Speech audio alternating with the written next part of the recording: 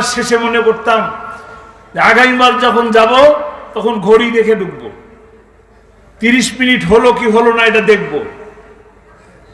কিন্তু যখনই যেতাম তার চেহারার দিকে তাকানোর মতো ঘড়ি দেখার আর ইচ্ছা জাগতো না।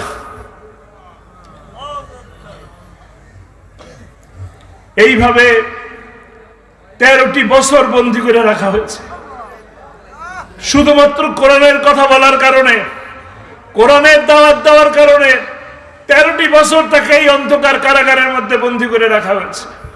এই বৃদ্ধ বয়সে 46 বছরের ডায়াবেটিক্স, কোনদিন অভিযোগ করেন নাই। যতবারই গেছি প্রতিবারই বলছেন, জিজ্ঞেস করছি আব্বা কেমন আছেন, প্রতিবারই বলছেন আলহামদুলিল্লাহ, আল্লাহ অনেক ভালো লেগেছে আলহামদুলিল্লাহ। এই এমন একটা ব্যক্তিকে কারাগার থেকে মিথ্যা কথা বলে হাসপাতালে নিয়ে ইনজেকশন পুশ করে তাকে হত্যা করা হয়েছে।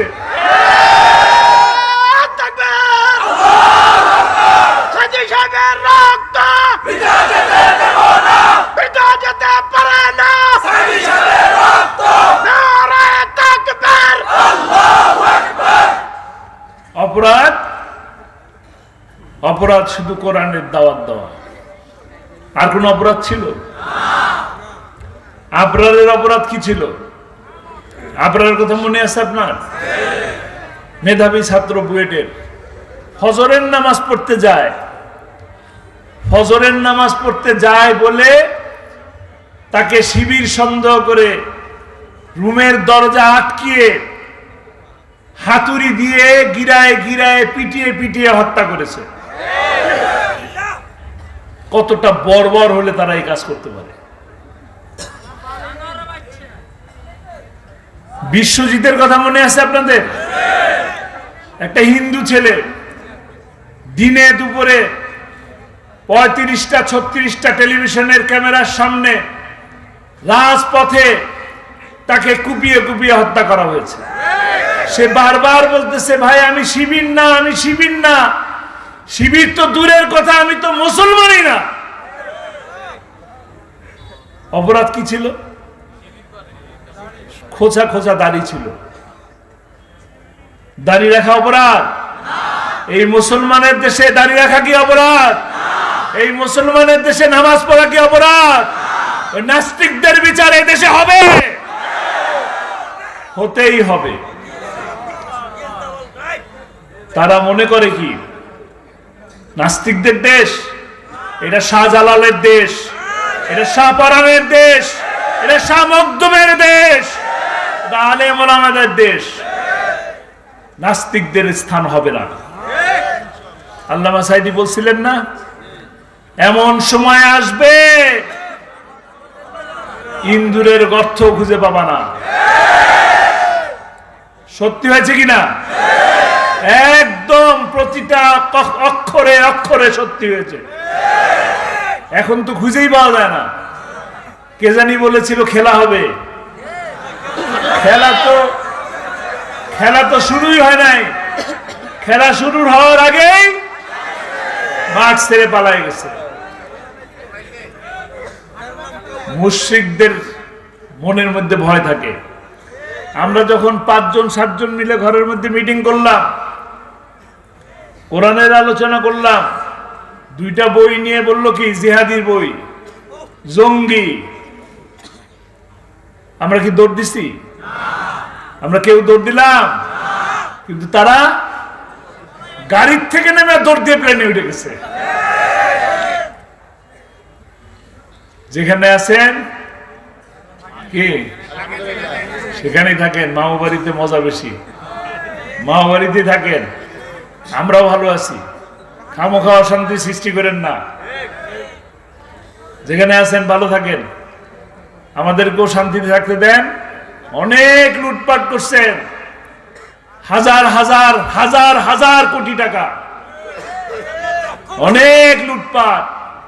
নির্বাচনের আগে কি বলে? বাংলাদেশে মালয়েশিয়া বানাবে, সিঙ্গাপুর বানাবে।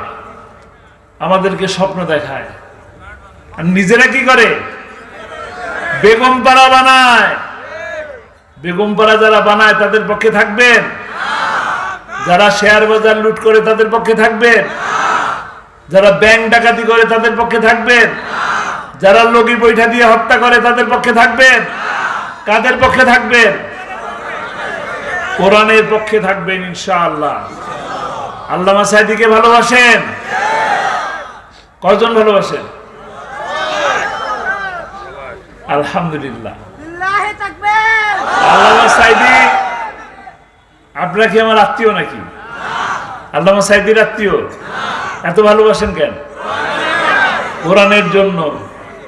আল্লামা সাঈদীর একটি স্বপ্ন ছিল, প্রতি মাহফিলের শেষে তিনি বলতেন, মনে আছে? প্রতি মাহফিলের শেষে তিনি বলতেন, কোরআনের রাজ প্রতিষ্ঠা হয়েছে, এই দৃশ্য দেখে আমার যেন মৃত্যু হয়। সেই স্বপ্ন বাস্তবায়ন করতে পেরেছি আমরা? সেই স্বপ্ন বাস্তবায়ন করব আমরা? দায়িত্ব কাদের? তাকে হত্যা করা হয়েছে, তাকে নির্মমভাবে হত্যা করা হয়েছে, সেই হত্যার বদলা নিতে হবে। বদলা কিভাবে নেব? তার স্বপ্ন পূরণের মাধ্যমে, ইনসাফ ভিত্তিক কল্যাণময় একটি রাষ্ট্র প্রতিষ্ঠার মাধ্যমে ইনশাআল্লাহ আমরা একটি সুন্দর সমাজ গঠন করব।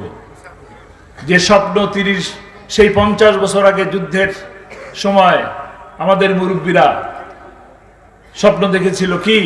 সোনার বাংলা। আমরা সেই সোনার বাংলা সত্যিকার অর্থে গঠন করব ইনশাআল্লাহ। এই হত্যাগুলা, প্রতিটি হত্যার বিচারের মাধ্যমে, ছাত্রলীগ নিষিদ্ধ করে তাদের গুনাহ মাফ পাওয়ার কোনো সুযোগ নাই। প্রতিটি হত্যার বিচারের মাধ্যমে ইনসাফ ভিত্তিক সমাজ প্রতিষ্ঠা করতে হবে ইনশাআল্লাহ। আমরা রাজি আছি? আগামীতে যে সুযোগ আসবে, আজকে এই যে 5ই আগস্টের পর আমরা ভালো আছি নাকি? ভালো আছি?